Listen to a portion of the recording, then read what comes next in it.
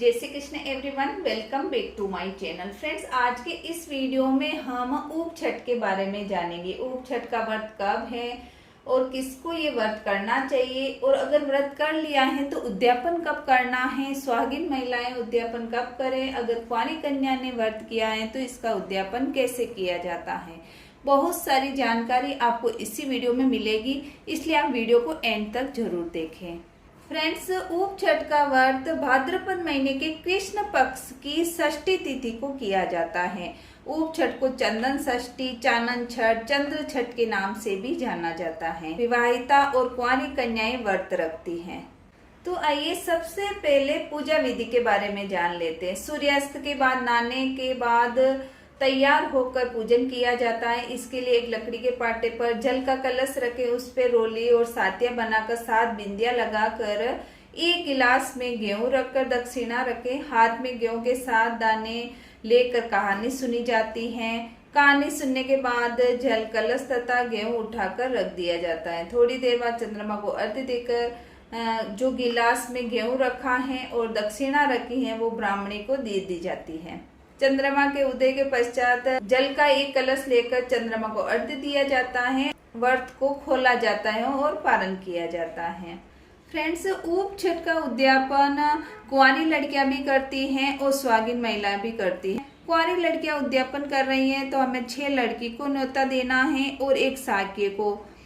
तो साक्य आप ब्राह्मण के किसी भी बेटे को बना सकते हैं। अगर सुहागिन महिला इसका उद्यापन कर रही है तो उन्हें 6 सुहागिन महिला को न्योता देना है। और साक्य आप अपने देवर को, जेठ के लड़के को, किसी को भी बना सकते हैं। अगर सुहागिन महिला इसका उद्यापन कर रही है तो हमें एक प्लेट ले लेना है। इसके अंदर आप रुमाल रख दें, बिंदी रख दें, इसके साथ ही हमें देखिए मेहंदी रख लेनी है, फिर रबड़ रख ले। इस तरह करके हमें 5 चीज रखना है। आप चाहे जो चीज रख सकती हैं। 6 सुहागिन महिला को खाना खिलाकर हमें यह प्लेट देनी होती है। और साक्य को एक नारियल और इसके ऊपर हमें दक्षिणा रखकर देना होता है। दक्षिणा आप अपने सामर्थ्य के हिसाब से रख सकते हैं। देखिए, आप चाहें तो घर पर खाना खिला सकते हैं, लेकिन चांद बहुत ही देर से निकलता है तो कोई घर पर नहीं आ सकते हैं। तो इसके अंदर आप चाहें तो बूंदी का लड्डू रख दे या फिर आप सातू रख दे, सातू का लड्डू रखकर आप दे सकते हैं। तो इस तरह आप 6 सुहागिन महिलाओं को दे दे। नारियल और रुपए आप साक्य को दे सकते हैं। देखिए, उद्यापन में बहुत ही कम सामग्री होती है, इस तरह आप दे सकते हैं। अगर कुंवारी कन्या उद्यापन कर रही है तो कुंवारी कन्या को ओनली एक आप ऐसा टिफिन ले लें और इसके अंदर बूंदी का लड्डू रख दे या फिर इस तरह सातू बनाकर भी रख सकते हैं। और ये 6 कुंवारी कन्या को दे सकते हैं, क्योंकि रात का समय हो जाता है और चंद्रमा को अर्घ्य देने के बाद खाना खाया जाता है। उसके पहले ही आप उनके घर पर पहुंचा सकते हैं। ये तो 6 डिब्बे आप इस तरह बना लें। आप प्लास्टिक का डिब्बा दे सकते हैं, प्लेट दे सकते हैं, इस तरह के टिफिन दे सकते हैं। कुंवारी कन्या का ऊप छठ का उद्यापन कर रहे हैं तो आप इस तरह दे दे, और सुहागिन महिला का उद्यापन कर रहे हैं तो आप इस तरह दे सकते हैं। 6 आप कुंवारी कन्या को ये दे दे और एक नारियल और इसके ऊपर हमें रुपए रखकर देने हैं। देखिए, वैसे तो जो ऊप छठ का व्रत करती है उन्हीं लड़कियों को दिया जाता है, लेकिन अगर नहीं मिल रही है तो आप किसी भी कुंवारी कन्या को दे सकते हैं। ऊप छठ के व्रत में आप फल फ्रूट ले सकते हैं। तो अगर कुंवारी लड़कियां उद्यापन कर रही हैं, 6 लड़कियों को न्योता जाता है और 7वें साक्य को न्योता जाता है।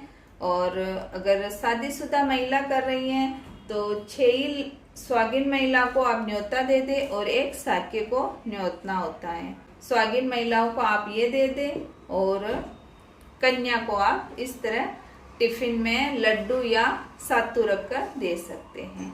आप चाहें तो इसमें और सामान बढ़ा सकते हैं। कुछ लोग मंदिर जाते हैं, गणेश जी का पूजन करते हैं, इष्ट देव का पूजन करते हैं और चंदन का टीका लगाते हैं। पूरे दिन उपवास रखती है और शाम को नहाकर नए वस्त्र पहनकर हाथ में चंदन लेकर कहानी सुनते हैं।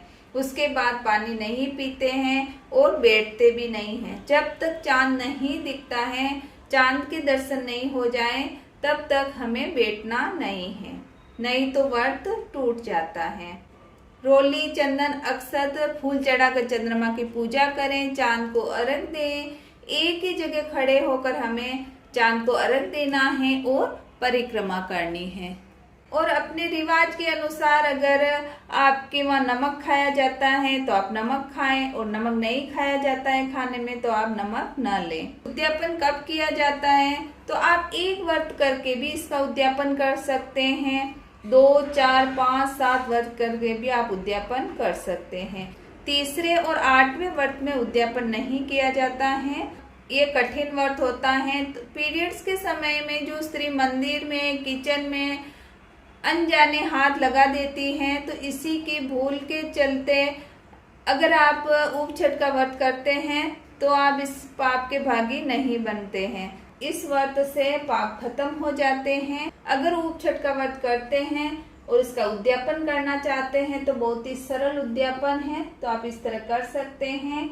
आई होप मेरी दी गई जानकारी आपको हेल्पफुल लगे। वीडियो अगर थोड़ा भी हेल्पफुल लगे तो वीडियो को लाइक करें और चैनल को सब्सक्राइब करें। मिलते हैं अगले वीडियो में। वीडियो देखने के लिए आपका बहुत बहुत धन्यवाद।